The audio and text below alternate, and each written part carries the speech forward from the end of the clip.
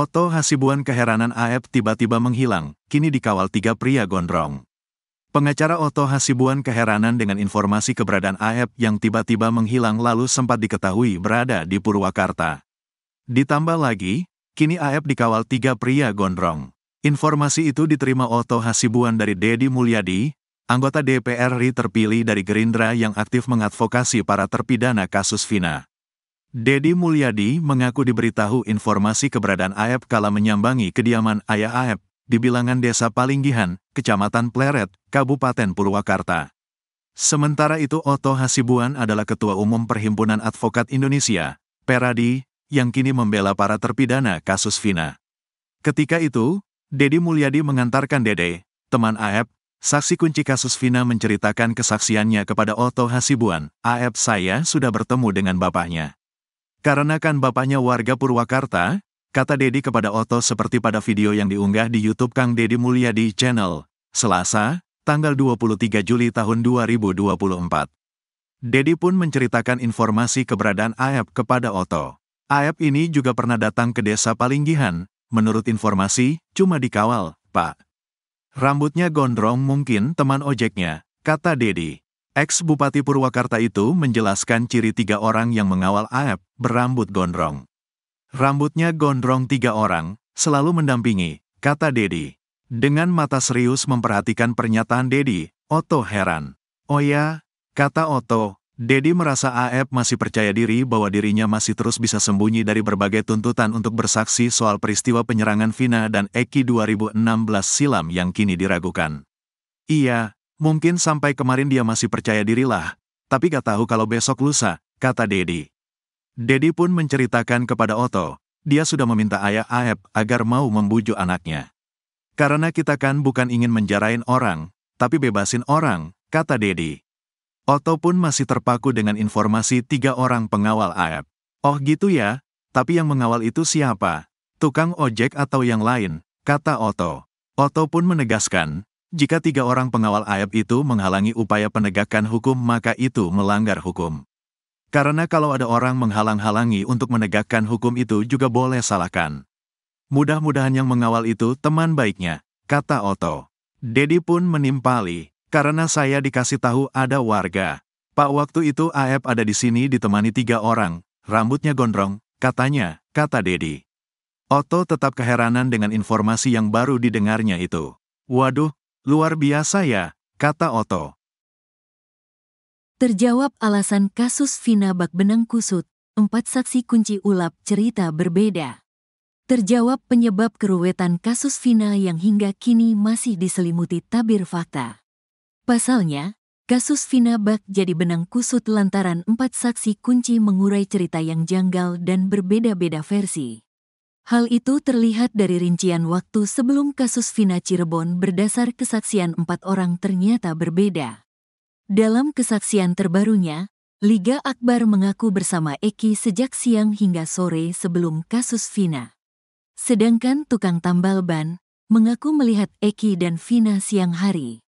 Sementara Widi dan Mega mengaku bersama Vina sejak siang hingga menjelang maghrib.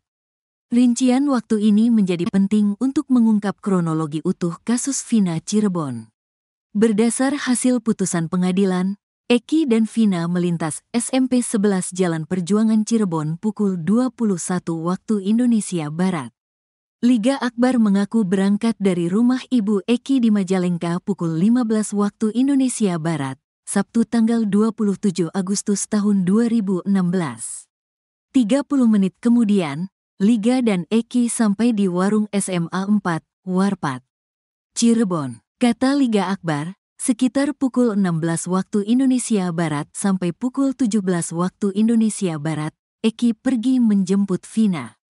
Dari Majalengka jam 3 sampai setengah 4 langsung ke SMA 4, bersama B, T dan L jemput Vina jam 16.30 atau pukul 17, kata Liga Akbar.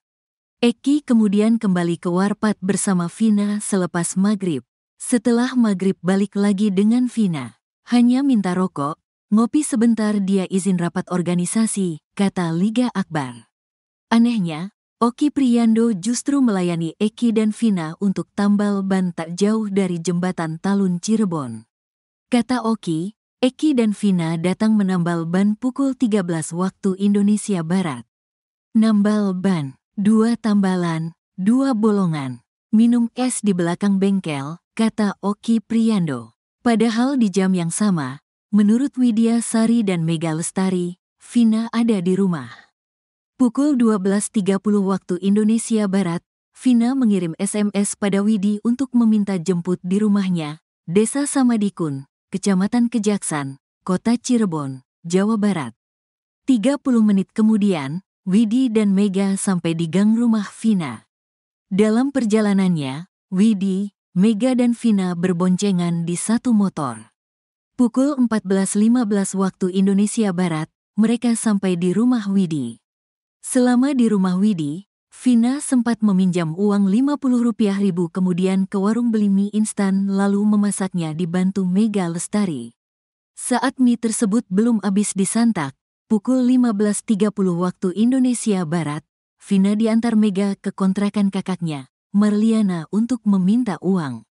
Singkat cerita, dalam perjalanan dari rumah Marliana ke rumah Widi, Vina bertemu dengan Eki di Jalan Bypass Cirebon. Sekitar jam 17 waktu Indonesia Barat bypass Vina bertemu Eki. Mak berhenti itu ada Eki. Sekitaran Migacoan kalau sekarang, dipalang sama Eki sendiri. Ngobrol agak lama, jauh dari saya. Kayak agak debat, kata Mega. Vina melanjutkan perjalanan ke rumah Widi dengan dibonceng Eki. Mega kemudian pukul 17.30 waktu Indonesia Barat sampai di rumah Widi, tapi Vina belum ada. Selang 5 menit, Vina kemudian datang langsung mandi di rumah Widi. Sedangkan Eki duduk di motor menunggu di ujung gang dengan keadaan jaket XTC diikat di pinggang. Cowoknya lagi nungguin di motor. Mau kemana kamu? Gak dijawab, kata Mega.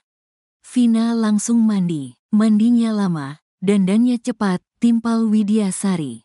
Sekitar pukul 18 waktu Indonesia Barat sebelum maghrib, Vina pergi bersama Eki mengenakan dress hitam dan heels krim milik Widi. Pada pukul 22.05 waktu Indonesia Barat, Widi mendapat SMS dari Vina. Dalam pesannya, Vina mengajak Widi untuk main keluar bersamanya. Pukul 22.10 waktu Indonesia Barat nelepon ngajak main. Keadaannya lagi senang banyak gerombolan lagi ketawa banyak suara motor mobil bukan di ruangan. Akunnya ada di arah sumber, kata Widi menirukan ucapan Vina.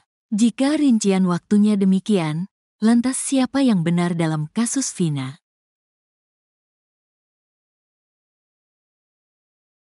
Terjawab penyebab keruwetan kasus Vina yang hingga kini masih diselimuti tabir fakta.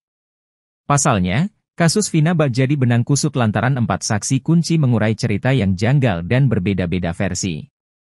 Hal itu terlihat dari rincian waktu sebelum kasus Vina Cirebon berdasar kesaksian 4 orang ternyata berbeda. Dalam kesaksian terbarunya, Liga Akbar mengaku bersama Eki sejak siang hingga sore sebelum kasus Vina. Sedangkan tukang tambal ban mengaku melihat Eki dan Vina siang hari. Sementara Widi dan Mega mengaku bersama Vina sejak siang hingga menjelang maghrib. Rincian waktu ini menjadi penting untuk mengungkap kronologi utuh kasus Vina Cirebon. Berdasar hasil putusan pengadilan, Eki dan Vina melintas SMP 11 Jalan Perjuangan Cirebon pukul 21 waktu Indonesia Barat. Liga Akbar mengaku berangkat dari rumah Ibu Eki di Majalengka pukul 15 WIB, Sabtu 27 Agustus 2016. 30 menit kemudian, Liga dan Eki sampai di warung SMA 4, Warpat, Cirebon.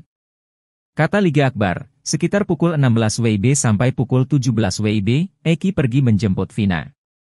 Dari Majalengka jam 3 sampai setengah 4 langsung ke SMA 4, bersama B, T dan L jemput Vina jam 16.30 atau pukul 17, kata Liga Akbar. Eki kemudian kembali ke Warpat bersama Vina selepas maghrib. Setelah maghrib balik lagi dengan Vina.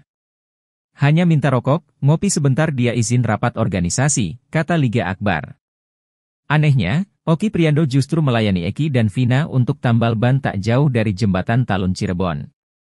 Kata Oki, Eki dan Vina datang menambal ban pukul 13 waktu Indonesia Barat. Nambal ban. 2 tambalan, 2 bolongan. Minum es di belakang bengkel, kata Oki Priando. Padahal di jam yang sama, menurut Widyasari dan Mega Lestari, Vina ada di rumah. Rincian kronologi kejadian bahkan waktu yang berbeda-beda itu yang membuat kasus semakin ruwet. Jika rincian waktunya demikian, lantas siapa yang benar dalam kasus Vina? Di saat keluarga Vina Cirebon meminta Polda Jabar untuk mencari 3 DPO yang sebenarnya usai Peggy Setiawan dinyatakan bebas, Dede Riswanto justru mengungkapkan fakta bahwa pencarian akan berujung sia-sia. Saksi kunci kasus Vina di tahun 2016 silam itu mengatakan pencarian terhadap 3 DPO ini justru tak akan ketemu walau ke ujung dunia. Sebagai informasi, Ibunda Vina Dewi Asita atau Vina Cirebon, Sukaasih sempat meminta polisi mencari keberadaan Peggy, Andi dan Dani. Namun, pernyataan itu kini dibalas oleh Dede usai membongkar kesaksiannya pada 8 tahun lalu adalah palsu. Sembari tertawa kecil, ia mengatakan 3 orang yang masuk daftar pencarian orang, DPO, di kasus Vina Cirebon, yang tertuang di isi putusan, tidak ada. Menurutnya, pencarian ketiga DPO tersebut hanya membuang-buang waktu. Tak ada raut ketakutan di wajahnya. Dengan mantap, ia menyampaikan kepada masyarakat bahwa ketiga DPO tersebut tidak ada. Oleh sebab itu, ia menyarankan publik agar tidak lagi memakai ilmu cocoklogi di media sosial lalu mencurigai orang-orang yang mirip dengan ciri-ciri 3 DPO tersebut. Dede mengatakan kepada Deddy Mulyadi bahwa peristiwa pembunuhan dan pemerkosaan tidak pernah terjadi. Bahkan, TKP kasus Vina Cirebon yang disebut ada 3 lokasi sebenarnya hanya 1, yaitu di Jembatan Layang Talun, Kabupaten Cirebon. Tewasnya 2 sejoli tersebut disebabkan karena kecelakaan lalu lintas, bukan pembunuhan. Dede pun menyebut bahwa jalan cerita adanya pembunuhan dan pemerkosaan hanyalah akal-akalan aib saja. Ia mengaku tidak pernah melihat adanya aksi sadis dan keji yang dilakukan oleh para terpidana yang kini mendekam di balik jeruji besi.